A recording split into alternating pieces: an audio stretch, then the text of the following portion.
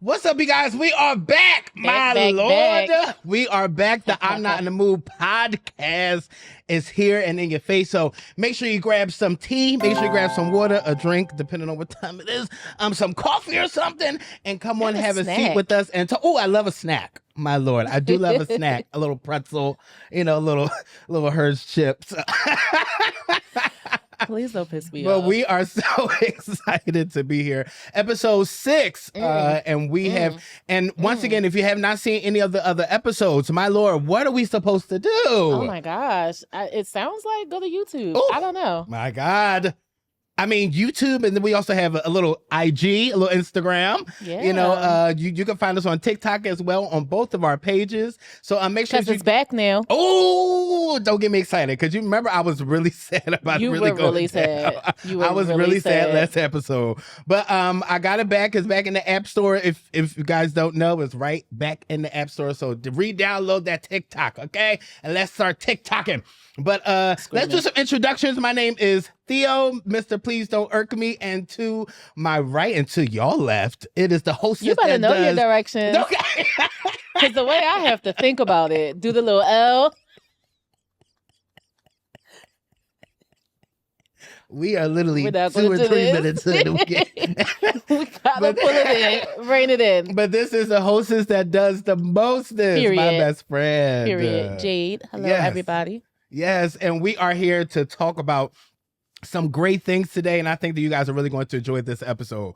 Well, you know what we do first. All right. First things first. We always have to do a mental check. So, Jade, where are you on the scale from 1 to 10 mentally? How are you? Ooh, I like that already. So I feel like last episode I was like around like a 7. A 7, right? yeah. And I watched was last like night. Pretty yeah. up there. I'm not at a 7. No. What? Oh Lord, where you at? I'm not too far away. I would give a 6. Okay. 6. We can do 6. I mean, it's episode 6. I mean, all right. Aligned. It's on theme then. We're on theme. I'm at a solid 6. What's the -1 point? What? Oh Lord. Oh, stuff that we'll cover during the conversation, but it's so much going on, child. And then I'm very tired of things costing money. Like that has to stop immediately. No, seriously. Because if they look at me about eggs again, I'm literally going to scream because I'm not scrambling anything, nothing sunny side up, nothing's, running easy. Like nothing is happening. But okay, well a 6, it's not that bad, you know. We call it average. Okay. We'll call it average, yeah. I don't do that. How about you? Where you at? For me, I don't know. I'm as giddy as can be. I'm like, please. No, I am definitely at like an 8. Like I am. I feel like that's the highest number. That is the highest. I mean, but like I said, Jacob's ladder. We're just climbing day by day. Yeah, I am really, really good right now. My headspace is really clear. Like, I don't have any bad things going on. Devil, please, for the love of God, not today. Or tomorrow. Please, or next week. I mean, literally, this year has already started off. We're like, how many days into this year? And Lord, but everything is going great. Everything is dandy. Like, I am just excited to just be alive. I'm just excited to really be alive and to be here. Like, I know I said that the last time, but I'm just, each and every time I wake up, I'm just really grateful that I'm here and that, God just is continuing to show me the purpose that he has for my life. So I'm really, really Hezekiah Walker. Okay. And also, when we went to the soiree, the Philly Consecrated soiree, like that really just opened my eyes to like a lot of stuff. And talking with all the other content creators and things like that, it kind of, when we were there, it was like, well, our anxiety was already on 1,000 because we're not people person. Like we're not. So it was really great for us to get outside of our comfort zone, to step outside of this room and to talk with people and get some other great ideas or some tips, to connect and network. So ever since then, I kind of just been on a high of just, I love that. Of life. Yeah. Yes. So I am excited, but let's get into these hot topics. But before we get into these hot topics, I wanted to say something. Ooh, am I in trouble? No, definitely not. No. I just wanted to tell you that, like, I really appreciate you as like a best friend.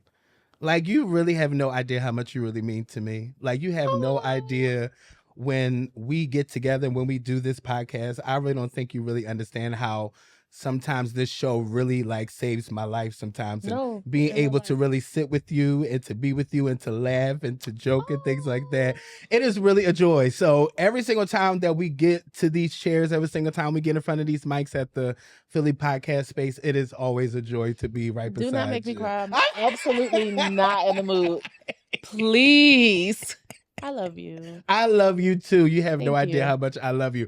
But let's get to these hot topics, my lord, because the Eagles won. They did. Eagles won. Philly was a mess. They did. Philly was a mess after they won the Super Bowl. The next weekend, it was really crazy. How did you feel about it when we won? How'd you feel? I mean, no. So like, okay. So I was very happy that the Eagles won. Okay. I know that it is only the second time that the Eagles has actually won the Super Bowl. Mhm. So I'm like, yes, that was big. And I watched the entire game. It was very crazy to see because the score differences was ridiculous. The Eagles didn't play. They weren't playing. The way that if I was on like the Chiefs, the way I would have been like, you know what?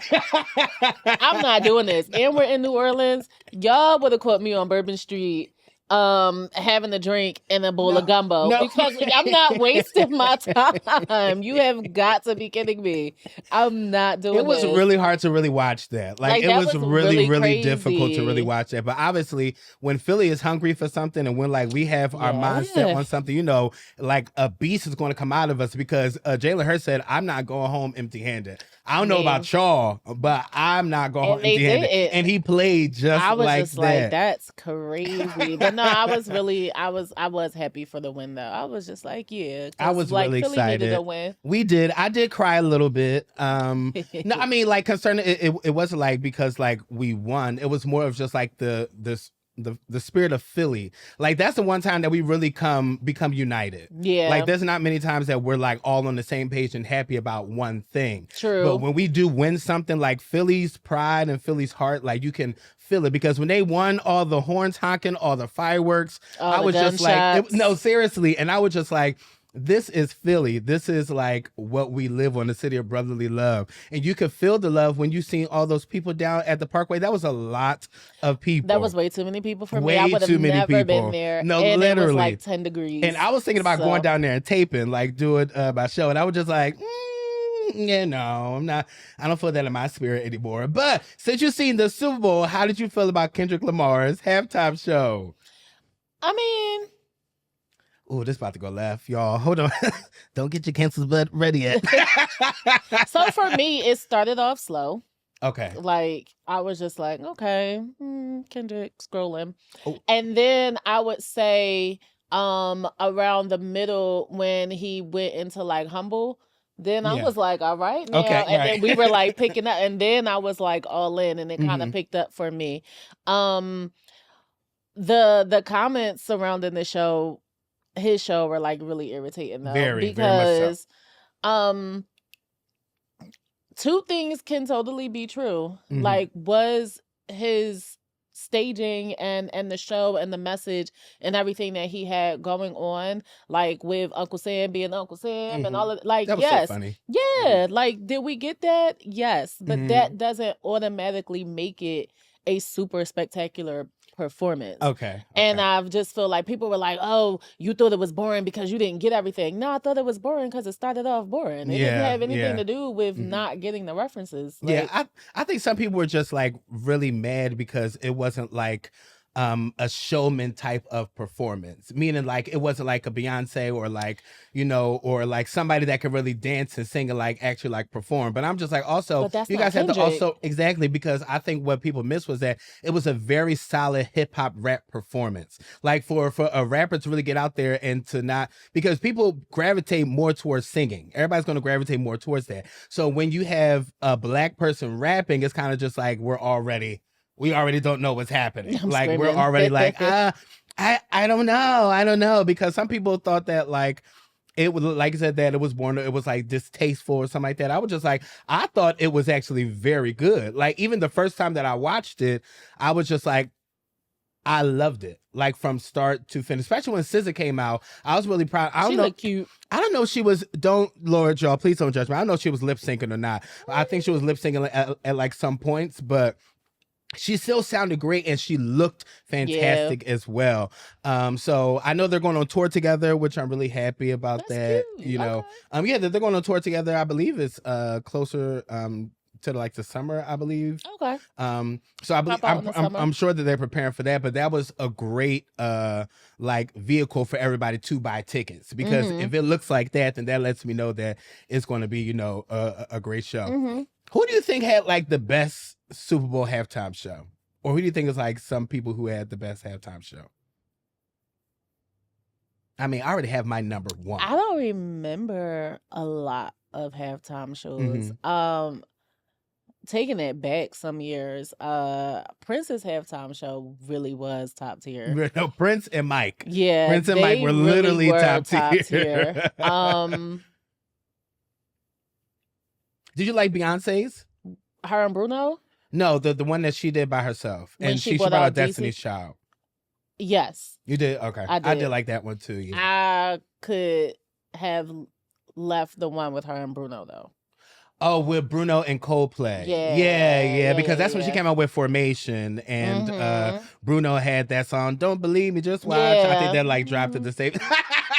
It's like we could have, you know, it could have been a no. Like everybody didn't have to sign that contract today. You know, it could have been Beyonce two times in a row. Yeah, like It really could. Who's your top? My top will always be number one. Will always be Michael Jackson, because Mike really stood there for 3 minutes and like everybody died. Like right now, really. like and, you know, they were talking about. I know this is a very unpopular opinion, but they literally just put out an article saying that Beyonce has officially surpassed Michael Jackson. How do you feel about that? Like in what way though? Like in ways of like performing, in ways of, you know, in music, like in general. Like people believe that Beyonce has surpassed Michael Jackson. Do you think that there could ever be a time that Beyonce could surpass him? I mean,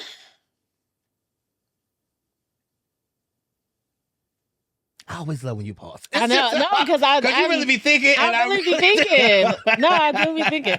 I don't know. So, like, I'm not going to say that it's impossible for her or for anybody to surpass. I don't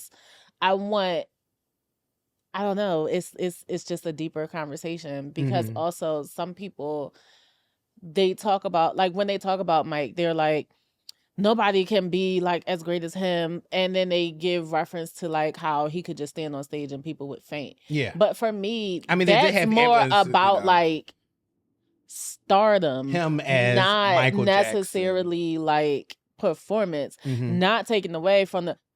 No, we know Mike is down. We know with the vocals too.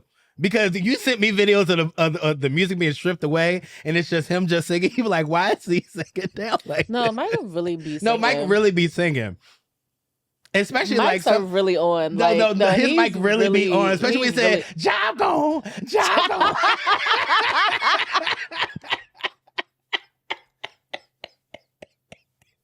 Now, Mike and Beyonce are the only two people that I've personally seen fire people while on stage. Oh, Beyonce too. That's what I said. Yeah, you said Beyonce. Because when she fired her light guy, yo, she did. That was hilarious. Said, somebody's getting fired. Like that was hilarious. No, that really was. Yeah. I think that she could. I don't necessarily think that she has, but I think that she has the potential to, because she's still growing and developing. Yeah. I mean, I honestly do believe that Mike will always be the greatest performer of all time. I don't think that there is going to be anybody that's really going to come close to him. I mean, there are people that may come close, but I don't think there are going to be people that's going to actually surpass him. I can stand behind that. And his name, like his name is just like, and obviously Beyonce's name is very big. Is that everybody knows Beyonce, but you know, like, I don't know. It's just something about Michael that just lets me know that like he is just that standard. Yeah. He is the standard, and I mean, we could obviously surpass the standard, because, you know, I think that some people surpass, you know, Like, I think that, Lord, I'm not gonna get in trouble. Let me stop. But but let's talk about so we're talking about Beyonce.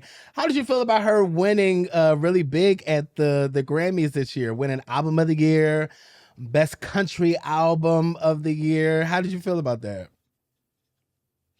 Before I answer that, I have a question. Okay. Because you know all of these things and I don't. What are the Grammys based on?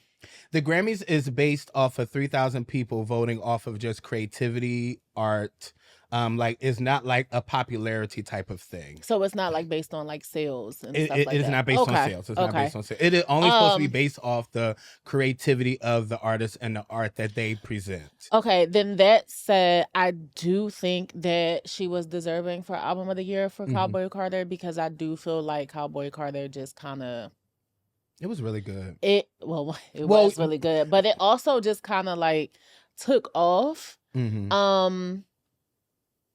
Yeah, it took off. With the help of like social media and everything. I feel like it took off more than Renaissance did. I do. That's big, because Renaissance really kind of took over when it first came out. I know, but yeah. I do feel like Cowboy Carter like surpassed that. Yeah. To be honest, and I know I'm probably going to be excuse me, I can hear the buzzing coming around because the last video everybody tore me apart when I said about Beyonce. They did. But to me, Renaissance wasn't an album of the year. Was it fantastic? Yes. It was very, very good. But when Cowboy Carter came into the picture, I was just like, now this is album of the year. And you know what's crazy? Because you know I hated Cowboy Carter when it first came out. You really did not like Cowboy Carter. You were just like, I can't get into it. I was like, the first song pulled me in. That Requiem, I said, okay, you gotta chill. I couldn't do it. But as I like listened to it more, I was just like, you know what? Because I shout to Yaya every day. No, Yaya really is my favorite song. Do you think the country people were robbed of the album? Do you think they were? Because everybody's just saying like she's not a country artist. She shouldn't be even nominated in that category, because a lot of people believe that it was more of a pop album than being country.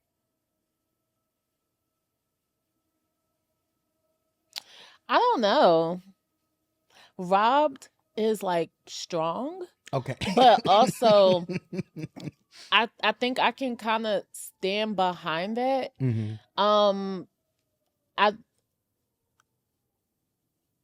I think that it's one thing to kind of step outside of your normal genre and do something different, but I also feel like,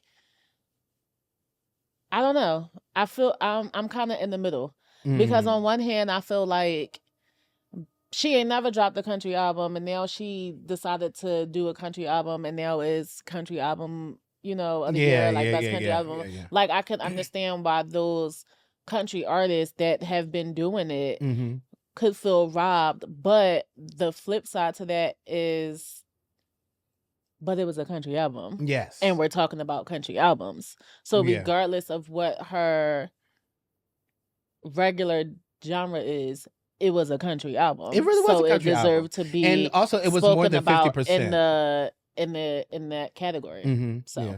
And also, I'll probably get flack for this. We're just gonna flack it up for this one. Because even when Tori Kelly, remember when Tori Kelly put out a gospel album? And that was great. It was a fantastic album, because I still play it till this day. I'm like, Lord. She put out a gospel album, and she won in the two pretty much black categories of like the gospel contemporary thing. And it was best gospel album, and then she won for, I think, best like performance with Kirk Franklin of Never Alone. So I know that at that time some gospel artists were pissed, because they were just like, I'm a real gospel artist and she's a pop artist, and she comes to do one little gospel album and she wins over the people that have been doing it for a while. And I could understand it. Yeah. But at the same time, the argument for that is, but she did it's a gospel album. So like, what do we kind of talk about? I mean, that's just like, if I always tell people, like, if you step as an artist, I will want you to really step outside of that one genre that you're in. And I know a lot of gospel artists, they were just like they were mad that Marvin Sapp dropped an R&B album. And it's called If I Was an R&B Artist, This is What It Would Sound Like. But a lot of people just like, in an uproar. And I'm just stop at the album day, but but a lot of people are in an uproar about it. But I'm just like, why though? I would want an artist to step outside of their You comfort know who zone. I want to do how I want to do R&B? Who? Yolanda. Yolanda can drop an R&B First of all, album. Y'all better be excited on so many levels that Yolanda went gospel. I'm gonna tell you that right now because she would have had the R&B girl. Yeah. Listen, she would have been on a few necks. Yeah, literally, because they just better be happy because she has nothing to play with. R&B. Yeah, I could definitely see that. And yeah. I would definitely. I would definitely. She could drop a jazz album and I'll be totally fine with it. Like her her voice live is just ridiculous. It really is. Now talking about live vocals, you know that they're coming at Tamar these days, Tamar Braxton, and I love a Braxton. You know that's my girl. You know we love Tay Tay. You know we love Tamar, but a lot of people are saying that like the vocals just are not vocaling that much anymore. And they're showing like clips of her on tour. I know she's like with October London, or I don't know if that's yet or not, but like she's doing some shows and her main song is Love and War. And she's just not like hitting the notes. And a lot of people are just like, is she sick or like what's really happening and things like that. So how do you feel about, the vocals that people are saying are not vocaling? So I only saw the clip that like you had sent me, right? Mm-hmm.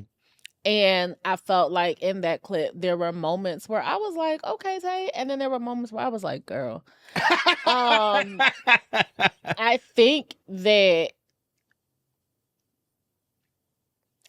a couple things need to happen. One, I think people have to extend more grace. Yeah. And then I also think people have to be more realistic. Yeah. That singing and being a vocal, like your vocal, like it's a muscle. Mm-hmm. And so sometimes it gets tired. Yeah. And sis is pushing 50. Yeah. So like if she have some off nights, like what do you want happens. her, like what do you want her to do?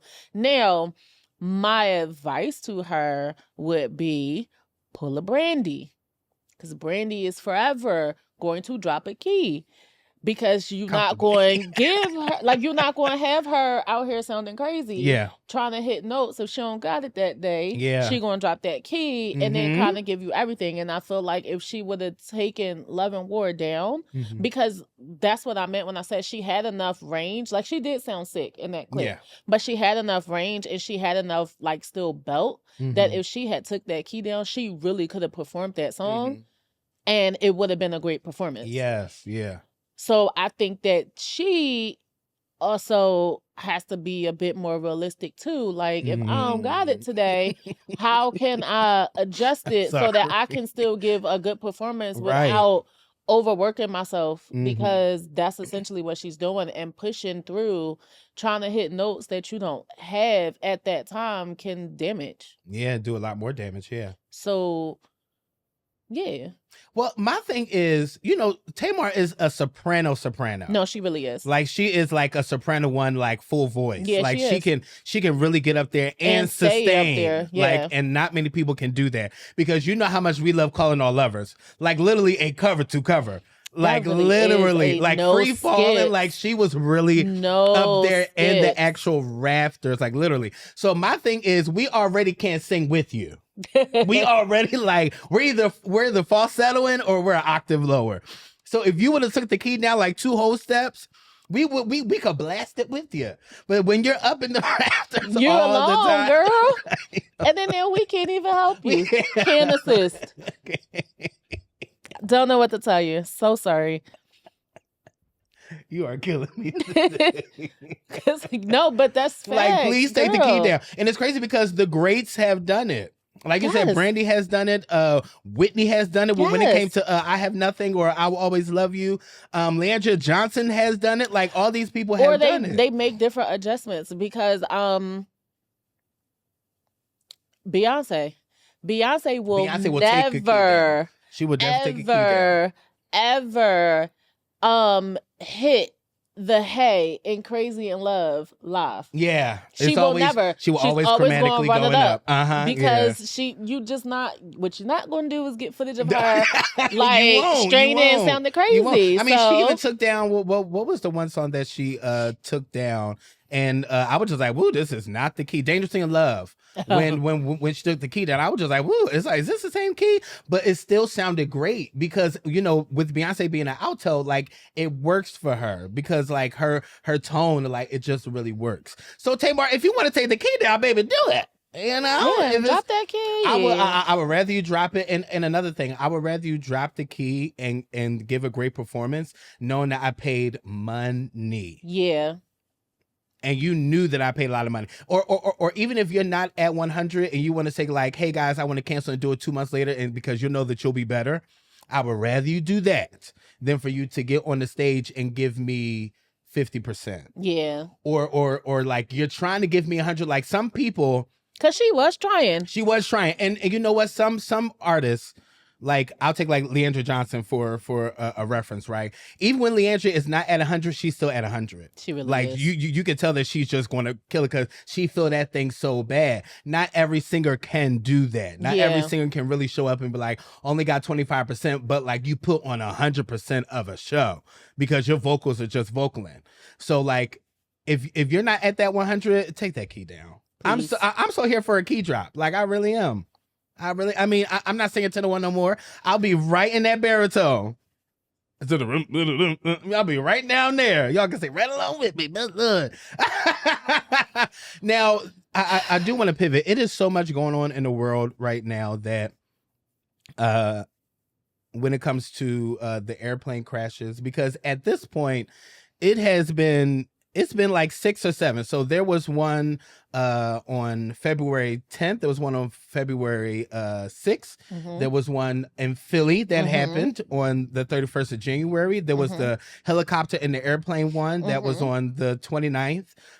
There was one at the Fullerton Airport that was on the second day going into the new year. And then we just had the 2 planes collide yesterday in Arizona. Right? So like, this is really getting out of hand. Like this really is. And if you could put the camera on me, my lord, this ain't never happened until who got into office?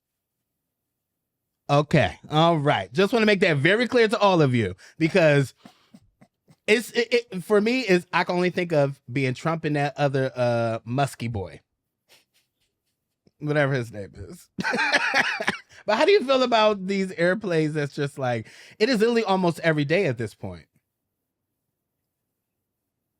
I have a lot of questions surrounding it, and I'm going to tell you why. Because, yes, their mans came in and got in the office and got rid of the head of TSA. Mm-hmm. But outside of just like TSA, airlines themselves have so many security measures in place. Yeah. So I'm trying to figure out what's going on across the board that these, not just that the crashes are happening, because they actually happen quite frequently. They just don't report on them like that. But why they're happening like so close back to back, and then why are they all of a sudden hitting the media when they haven't been hitting the media? Because like I feel like when I googled it was like 13,000 plane crashes happened last year, like really? Just across, like not just commercial but like just planes in general crashed. They weren't all fatal, but it was crashes.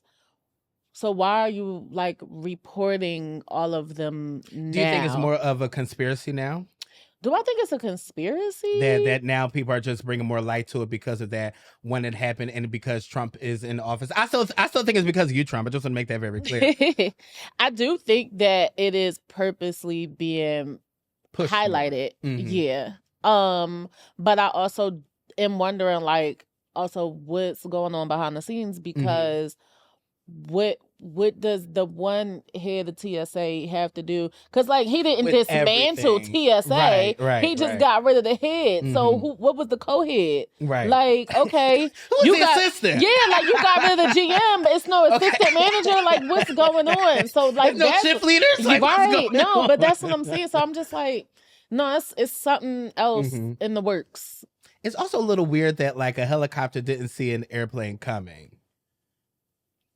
Is that weird too? Because like a helicopter can control a lot better than an airplane can. I mean, from my understanding, I believe that, you know, you can swerve out of the way quicker with a helicopter, right? So like I'm just trying to understand, like if you see me and I see you, we should probably move. Or like we should one go up, one go down, you know, preferably whoever wants to. But like it is weird the way that you're saying it, that like now that all this stuff is just started to come up just like out of nowhere. And a lot of people are thinking it's more of like a conspiracy to say that like now that since he's in office, let's try to bring as much negativity to the forefront. Mhm. Or obviously, or probably they're putting stuff in our face that they're trying to make us not see something else. Because, you know, they love doing that. So yeah, it's going to come to light. It's either a something to go against Trump, and to be clear, didn't vote for him. Okay. Don't care for him. Never like, did. Just want to make that clear. Never did. But he could be innocent in this. He could not.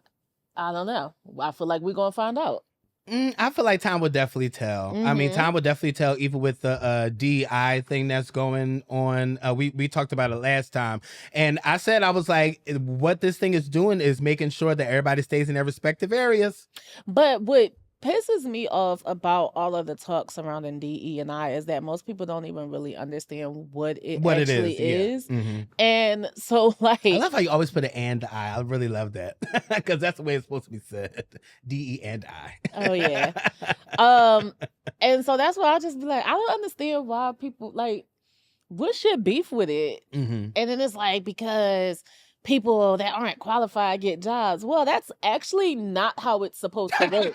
So that means that somebody's doing something wrong and there's something more fundamentally wrong going on. And maybe we should focus on that instead of focusing on DE&I. Mm-hmm. How do you feel about the companies rolling out with it? Because now is Lowe's, Target, Walmart, Amazon, McDonald's, and Tractor Supply have all rolled it out. I'm gonna keep it I don't think that it makes much difference because I feel like there's always been workarounds. Diversity, equity, and inclusion. So just because somebody has it on their website or they say like we're advocates for this, it doesn't necessarily mean that they are. So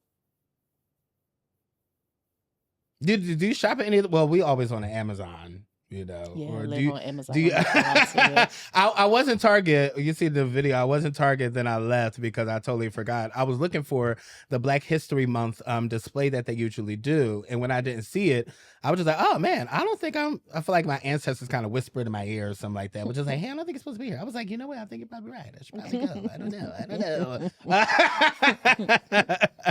But yeah, and you know how much I love Target. I really do. I love everything about it. But they said that if you do go into these places, like to only buy like Black owned stuff or like Black businesses, pretty much. So yeah, so I think the whole thing is just like really beyond crazy. I really do. How this whole thing is rolling out, but. Yeah, but our segment, oh my Lord, our segment of why am I not in the mood? Oh my God. So tell me why you're not in the mood today. Like specifically today, I'm actually really tired of being an adult. I think that being an adult is a scam. Not a scam. I do. I wholeheartedly have a issue with the fact that two people decided to bring me here. I did not request to be here. Two people have decided to bring me here, and now I'm responsible for maintaining my existence, the existence that I didn't request. I really think that's crazy.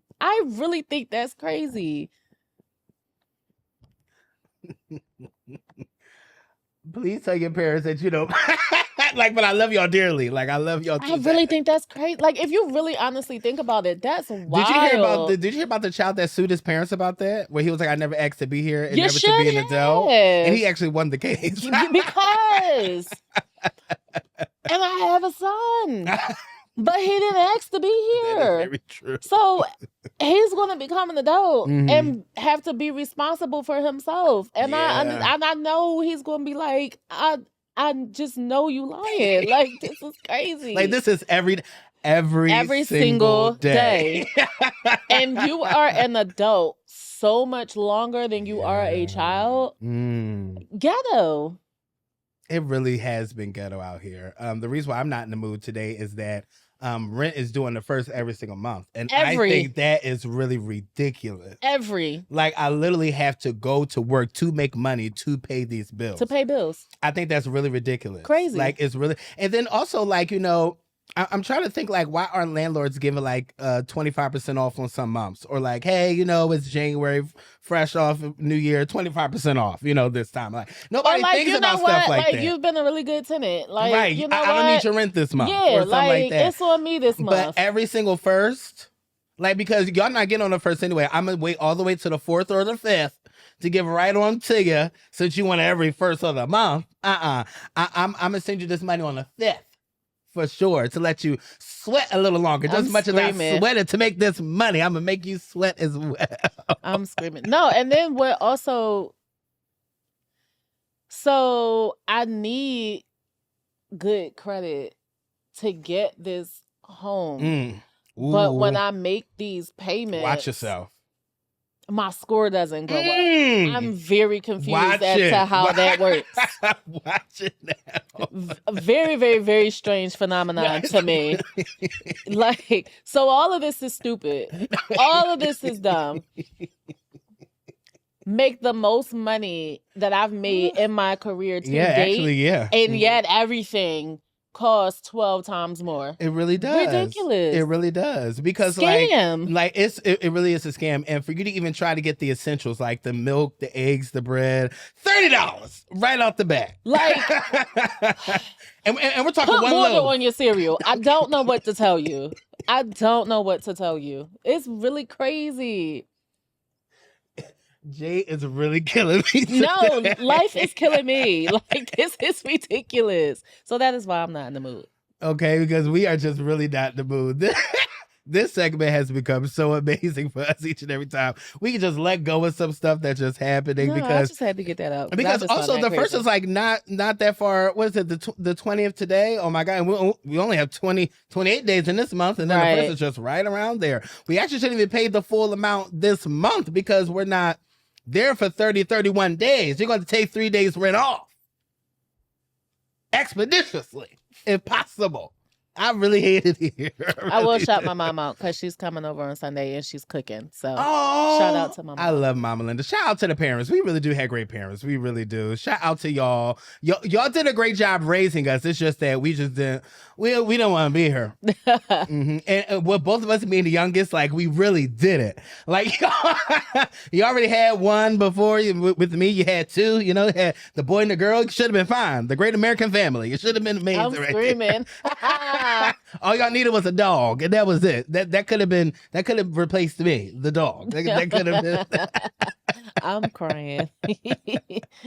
But we wanted to talk about a great topic that you brought up, and I thought that it was really awesome to really talk about this because when it comes to boundaries, like a lot of people don't start nothing, please. When it comes to boundaries, a lot of people don't understand it.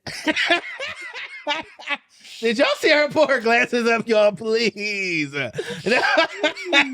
Like a lot of people don't understand the importance of boundaries. Some people don't know how to set boundaries. And a lot of people are walking this life stressed out because they didn't set a boundary with somebody else. So what do you think are the expectations and the intentions of setting boundaries?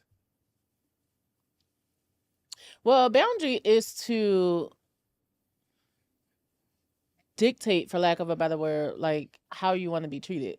So yes, set them, but more important than setting them is enforcing them, because you can say that you have a boundary, but if you let people just slip and slide, then like, do you like, okay? You talking good. So, yeah. Do you think that when it comes to boundaries, like what area of your life probably needs the most boundaries? The most? Mm-hmm. The hostess that does the mostest.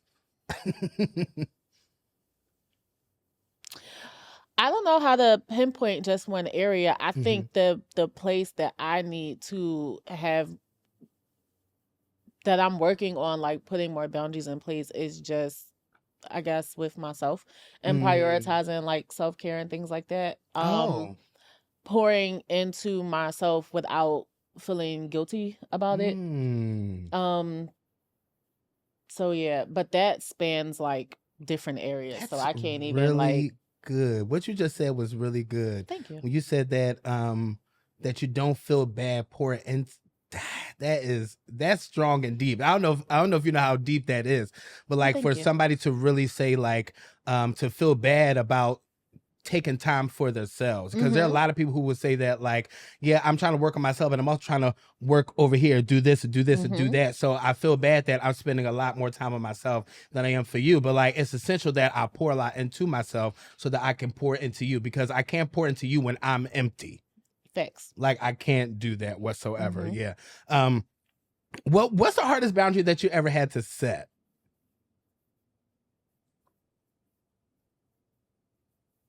Did I write it down, Jesus? Not that I write it. Like, do I have notes here? I did. The hardest boundary that I had to set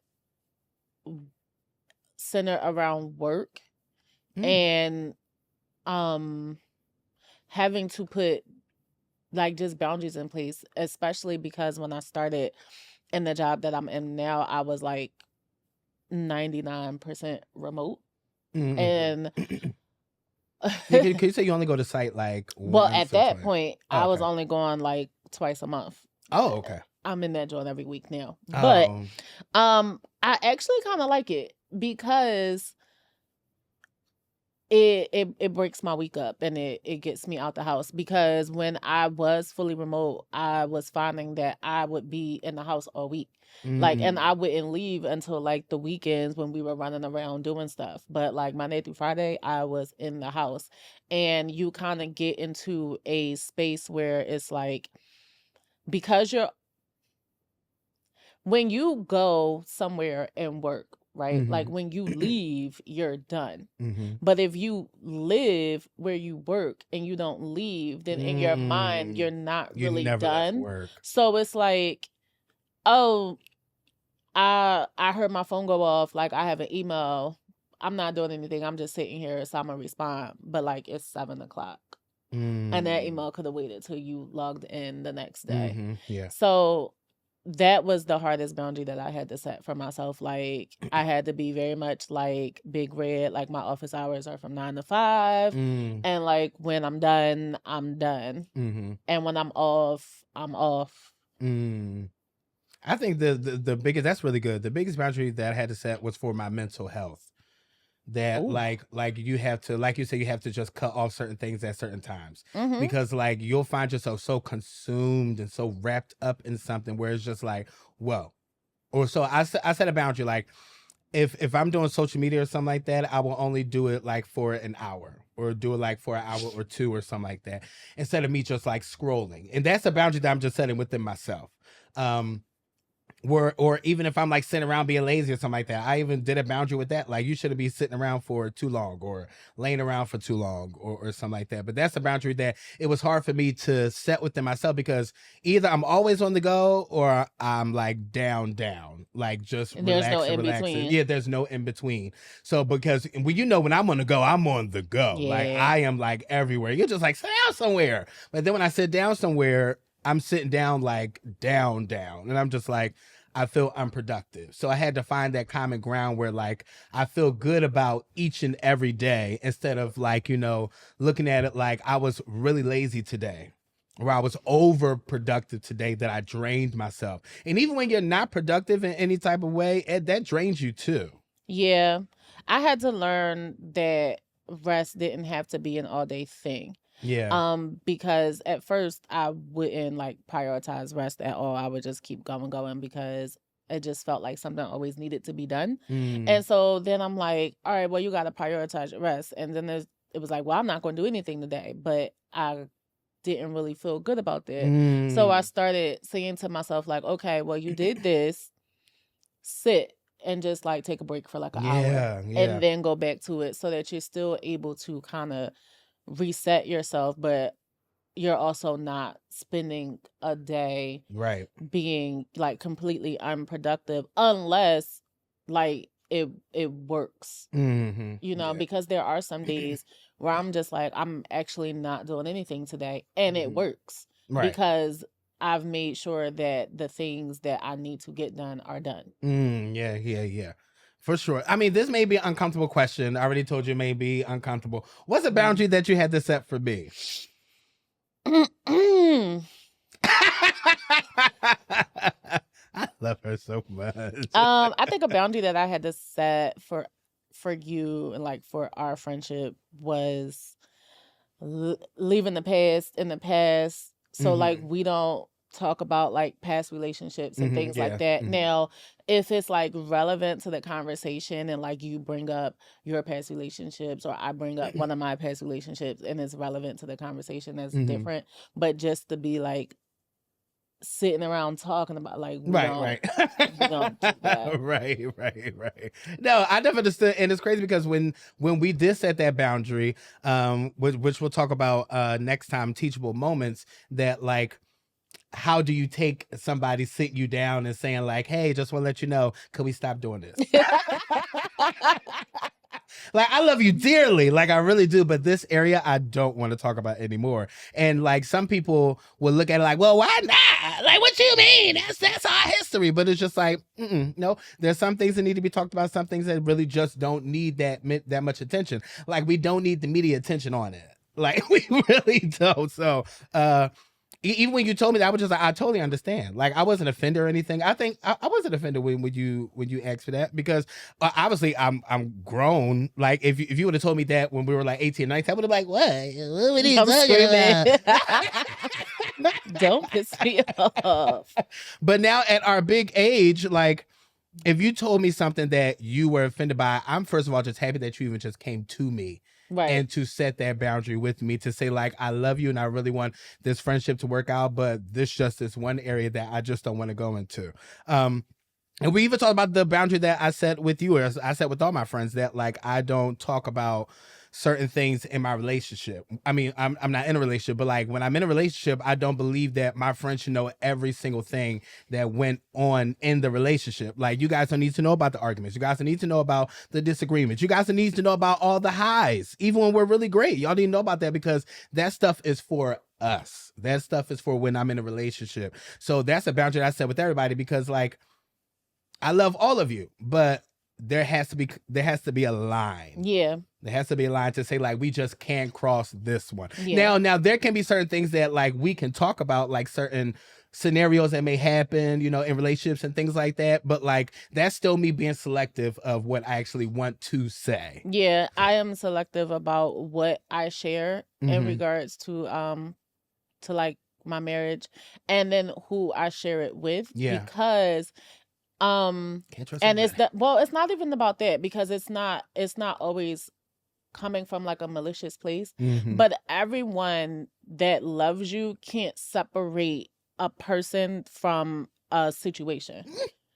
And so what I never want is, because I got upset at my wife, that now I'm venting to somebody and now they're looking at her differently because of something that we argued about, that we going to talk about and rectify. But now and be fine. But now there's like a, you know what I mean? You have a picture in your mind. And so that's not that's not so good, but too. not That's everybody really can do that, and that doesn't make them like a bad person. It's just like, no, like, you're my friend. I don't like how they did that. I don't rock with that. So it's like, it's a dub for me when it comes to them. Really important. And I'm so glad that you said that, because like when you tell somebody one thing, when you tell a friend or something like that, some friends don't let go of that. No, they don't. They don't let go. And then they be like, no, because I remember what you did last time. I remember this. I remember that. And I'm just like, I'll we be move well completely past honest that. with you. My wife is like that. Really? She has been mad. Cool. She has been mad at people about stuff that they did to me that I wasn't even mad at. Yeah, but she's yeah, like, yeah. no, you my wife and they're not playing with you. Like, what?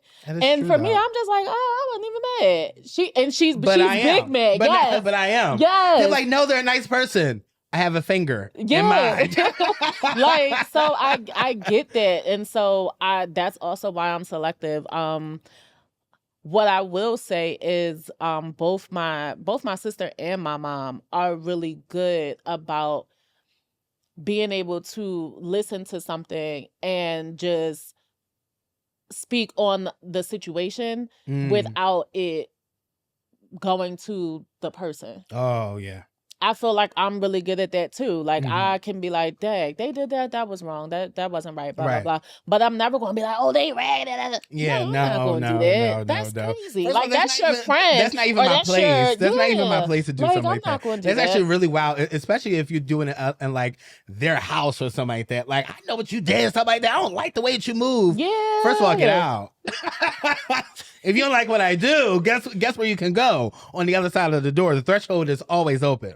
Literally always available for you to step 1 foot over. Literally one step at a time. That's what Jordan said. No need to Great rush. song.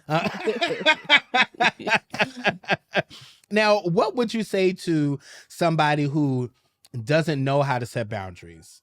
How do you, like, if somebody was trying to set boundaries with somebody and they were too scared or they didn't have that confidence to really sit somebody down and be like, hey, you know, I kind of don't want us to kind of do this anymore. What would you say to that person? I would say that I understand that. But I would say that it's necessary for you. One of the things that both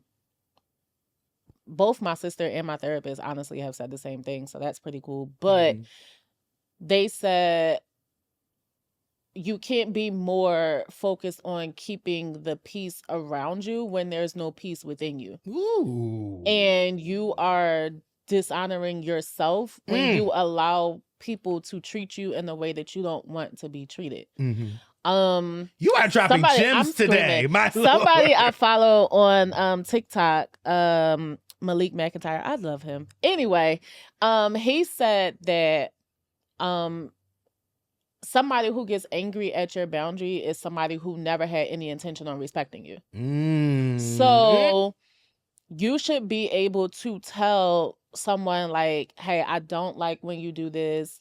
And I would like you to like cease and desist actually immediately and like be able to have that conversation. And if they're really your friend or if they really care about you, then they will listen. Yeah. Now, and even if it's something, I don't care if they've been doing it for 20 years and you woke up today and was just like, you know, I actually don't like that anymore. I actually want you to stop. Now. It's okay. and they should still respect that. Yes. Now, depending on what it is and how long they've been doing it, give them a little grace and allow them some time to actually adjust. Yeah. Because they got to get used to. Because if they've been doing it for operating, this long. operating with you differently. But that's something that they should respect. And if they don't, then that just kind of shows you how important you are to them, and then you can move accordingly. Right. My thing that I would say to the person, if you're struggling with doing that, always think about this question. It's either me or you. I'm screaming. That's really like response. You said it's a what? I said that's such a Gemini response. No, but I mean, let's really think about this. Like, am I always going to choose you?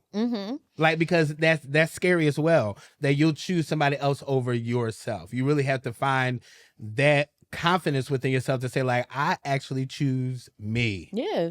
And when you start choosing yourself and when you start saying a couple no's, it becomes very much easier for you to really put that boundary in place. Like, say no for the first time. I tell people that all the time. Say no. You're like, but I never said that before. Yep. Then you're just going to be in the same predicament. I want you to say no because I want you to see their reaction to it. So that you know if they're reacting the wrong way, then that's not a friend. That's somebody that you shouldn't call your brother or your sister. Like that really shouldn't be a thing. But when you start choosing yourself, the other stuff will just literally fade away. Literally. Yeah, it does. Yeah. It does. Boundaries are definitely important, but also understand that boundaries are they're more for you than they are for the other people. person. Yes. So like keep that in mind too, like because I feel like people try to set a boundary and use it to kind of dictate the behavior of other people, and you can't really do that. No. So like if something for you is like, okay, you don't want to talk on the phone after 9 p.m. 9 o'clock. Like you anytime minutes. Right. That's oof. It's taking it back. It's taking it back. Yeah, like you could have a conversation with people and say like, hey, after 9 o'clock, I really just kind of want to wind down. So I'm not going to be answering the phone. I'm not going to be doing this. But like on the flip side of that, is like, you can't tell me that I can't use my phone. Like, I'm going to call you if I want to call you. Right, and then, right, you know what I mean? So that boundary is, okay, well, I don't want to talk on the phone after 9 o'clock, so I'm not answering. Yeah. That's where the boundary comes in place. Exactly. It's not about, the fact of, I keep telling this person that I don't want to talk on the phone after 9 and they keep calling me. Well, you keep answering. Yeah. So there's really no incentive for them to not call you. Do not disturb. My phone automatically goes on do not disturb at 9. It is set to that. I love that though.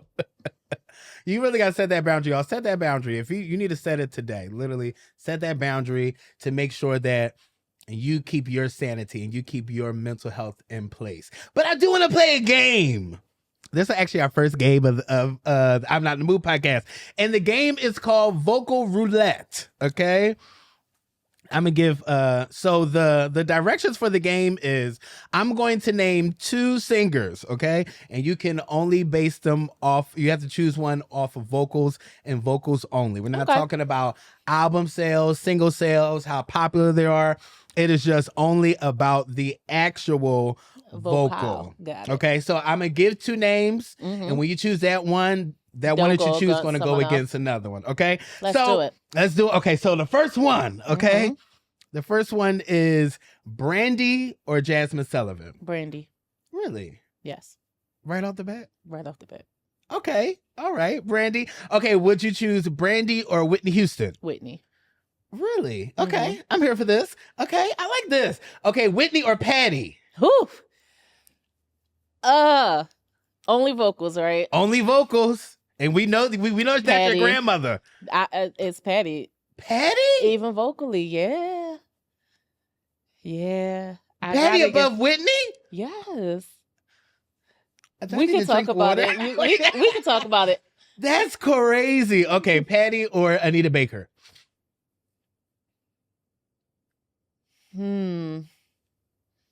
That's still wild that you chose Patty over Whitney. It's really wild. That's kind of tough.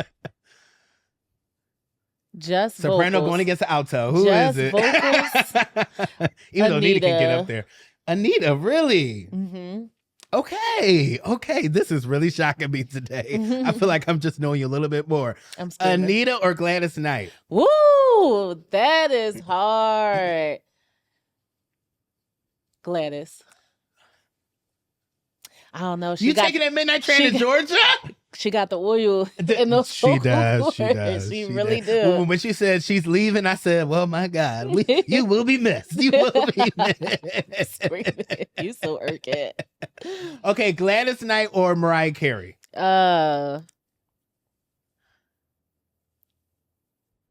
Which era of Mariah? Well, prime. We put all these in prime. Oh, okay. So we talking like emotions, Mariah. Yeah. Mariah. Okay. Mariah Carey or Kelly Price? Kelly. Kelly, really? Because for me, it's like Mariah has an era where I felt like she was just the top. Kelly just been that Yeah, she has. Yeah, like her Yeah. vocals have just been And also, consistently like incredible. it's really been very consistent. Yeah, like so it's like she's really so like all vocals she's alone. held Kelly, it down. yeah. Like she has. She really has. Kelly Price or Shanice? No,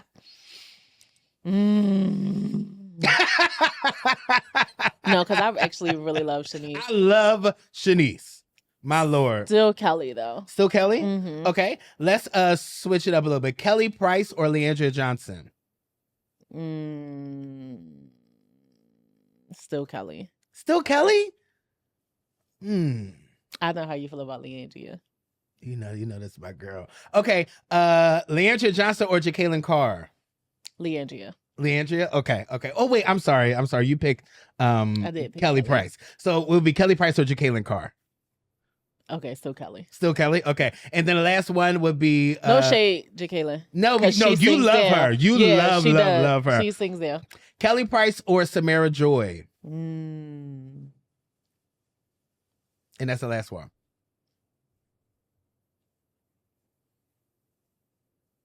I'm gonna have to go with Samara. Her voice is just so soothing. And she has a crazy range. She does. She can go very low. She can go very high. And her dad be singing too. And grandfather. The Goldwire McClendon. He went up against Leandria Johnson when he was on Sunday Best. I did. That's Samara Joy's grandfather. That's crazy. Isn't that crazy? The world Isn't that so bananas? Small. But not the world so small. But do you have yours for me some names or no? Oh, okay. Let's do this. Oh, Ooh. I'm not ready. Tamar or Tony?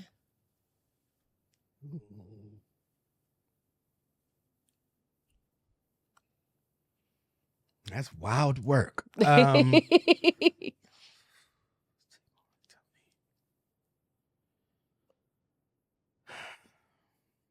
That's hard, right? Tamar. Goddamn Tony. Tony. I'm going to go with Tony. Okay. I'm sorry, Tay. I love you. Tony or Lettucey? Oh, you can't do that to me. It's definitely Lettucey, hands down. Lettucey can do no wrong in my eyes. And she killed that Black National Anthem. Lettucey or Jasmine? Thank you guys for coming to this show. It is really Lettucey or Jasmine. That's really crazy because that's two different spectrums. Okay, I'll give you one. Lettucey or Jill Scott?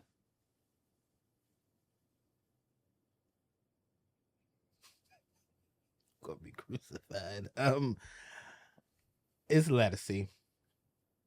I have to choose Lettucey. That would be real. And I love you, Jill. We from Philly. I get it. Jilly from Philly. We get it. I get it. But Lettucey is really okay. The reason why I'm really choosing Lettucey is because when they did the thing for it was 4 people. It's Kelly Price, Marsha Ambrosius, and it was Lettucey, and it was Jill Scott. And Lettucey just took that song to like the thing where she was like, "My name is Peaches." Unpopular. It may be unpopular. Oh Lord. Marsha Ambrosius.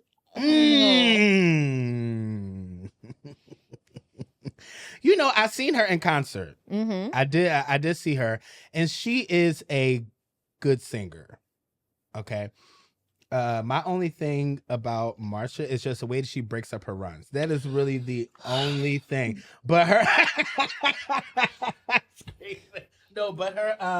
what was it? But when she was in Flowetry, I liked her better when she was in the duo than I like her when she's doing solo. Yeah, because I love that she had half of the spotlight. Because now that you have 100, it's kind of like it's cool. It's not like I could never listen to a full album. No. 2 songs max, and then I'm like, all right, girl. I think 2 is probably taking a little too far. I could do I could do 1.25, and it's just like, oh, I remember the song, Alexa, skip, or something like that. Actually, to be honest, I think the only song that was Flowetry. It's all Flowetry. Then it's just one song. What is that one?